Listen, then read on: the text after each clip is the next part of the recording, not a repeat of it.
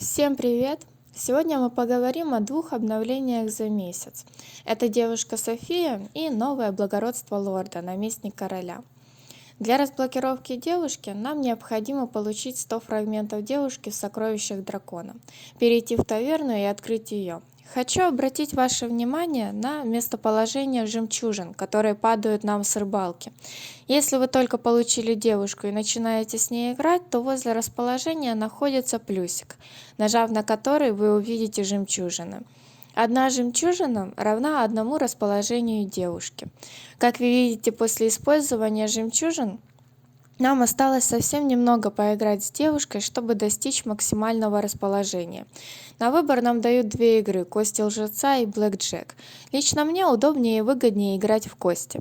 Базовые навыки за расположение у Софии – это уменьшение здоровья вражеских войск и увеличение здоровья своих юнитов по 8%.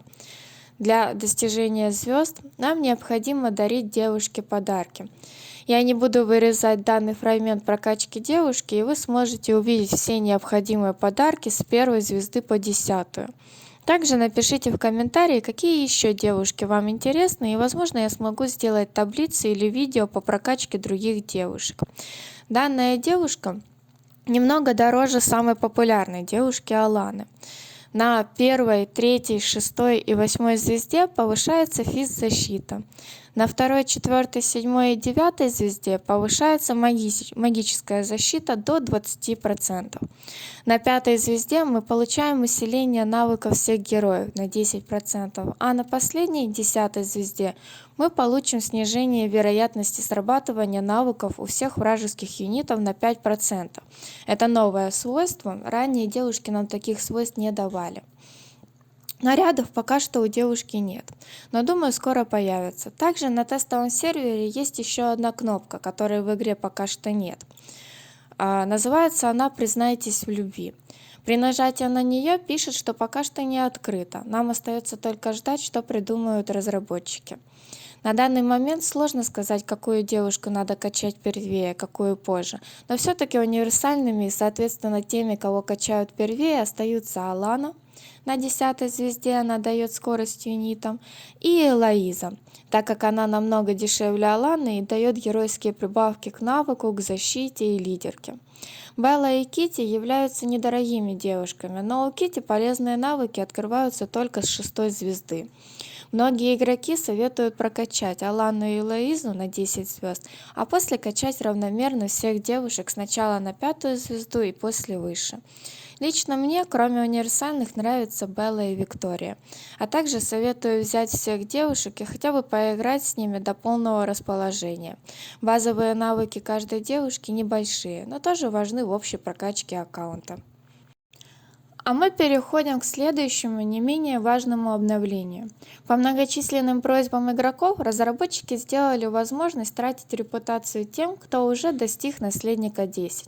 В конце видео я покажу табличку с количеством необходимой репутации для получения благородства с Великого Принца 1 и до наместника короля 10.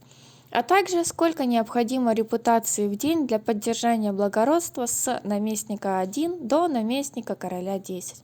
Как вы увидите на экране, даже достигнув уровня благородства наместника короля 10, мы все еще сможем использовать репутацию и превысить лимит благородства, что поможет закрывать игрокам ивенты, где требуется репутация или сила за счет репутации. Однако в связи с этим у нас будет каждый день вычитаться определенное количество репутации.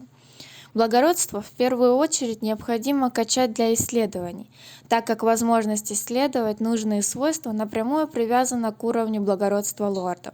Например, те, кто играют на мишках, стараются как можно быстрее получить Великого Принца 4 и выше. Те, кто не играют на мишках, стремятся получать благородство выше, так как после Великого Принца 4 открывается много полезных навыков на мораль, удачу войск и многое другое. Разработчики также добавляют новые исследования, но, к сожалению, только для тех, у кого благородство лорда наследник 1 и выше. Кроме этого, благородство лорда необходимо нам для повышения лидерства героя. Я считаю лидерство, то есть количество юнитов в стаке, одним из наиболее важных параметров для победы в бою. На данный момент репутацию можно получить в сундуках Союза и от сундуков союзников за ежедневные призы и тайники, и, конечно же, в разных ивентах. На этом у меня все. Напишите в комментариях ваши предложения и вопросы. До скорой встречи!